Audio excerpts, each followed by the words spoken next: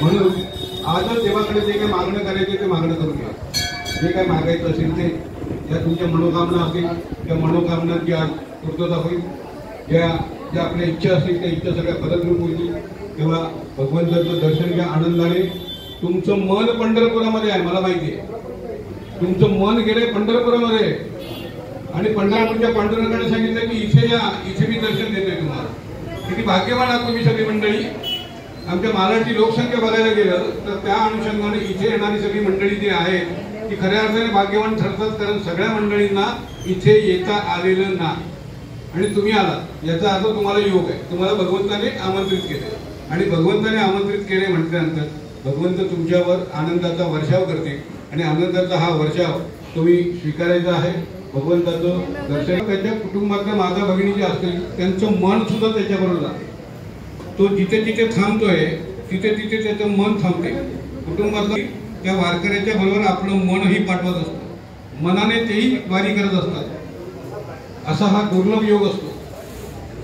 तेव्हा हा दुर्लभ योग. नमस्कार मंडळी, रामकृष्ण हरी. कसे आहात सगळे? तुमचं खूप खूप स्वागत आहे तृप्तीज मराठी ब्लॉगमध्ये.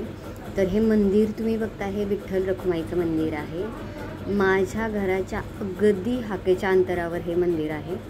खूप सुंदर आहे हे मंदिर. आणि एकादशी दिवशी तिकडे खूप गर्दी होती. भजन कीर्तन आणि छान महाआरती, काकडा आरती हे सगळं होतं इथे. आणि ते माऊली बरोबर बोलत होते, ज्याला पंढरपूर जाण्याची इच्छा आहे पण ते तिथपर्यंत नाही पोहोचू शकत, त्यांनी नक्कीच या मंदिरात यावं. तुळशी हार गळा, कासे पितांबर, आवडे निरंतर हेची रूप, सुंदर ते ध्यान उभे विठेवरी, करकटावरी ठेवून या. असं हे साजीर गोजीर छानसं रूप बघायला मिळतं आषाढी एकादशी दिवशी. देवळातलं वातावरण भारावून टाकणारं होतं, कारण तिथेच आता भजन कीर्तनही चालू होणार होतं. आणि दुसरी गोष्ट, नियोजन खूप सुंदर केलेलं. घाई गर्दी नव्हती, धक्काबुक्की नव्हती.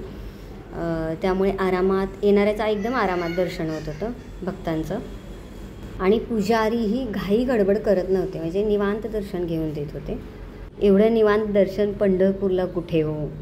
म्हणजे 3-4 तास किंवा 1-2 दिवस लाईनमध्ये उभा राहायचं आणि हार्डली 10 सेकंड पण त्या विठ्ठलाच्या डोक्यावर पाय ठेवायला मिळत नाही. पण असं असलं तरी प्रत्येकाला पंढरपूरला जाऊन विठ्ठलाचं दर्शन घेण्याची खूप प्रखर इच्छा असते. आणि ईश्वरचरणी प्रार्थना आहे ती सर्व भक्तांची इच्छा लवकरात लवकर पूर्ण करो. कसा वाटला माझा आजचा व्हिडिओ? आणि हे एक छानसं छोटंसं वाळ आलेलं विठ्ठलाच्या दर्शनाला. देव याचं खूप खूप भलं करो, खूप आशीर्वाद याला. नमस्कार मंडळी, रामकृष्ण हरी.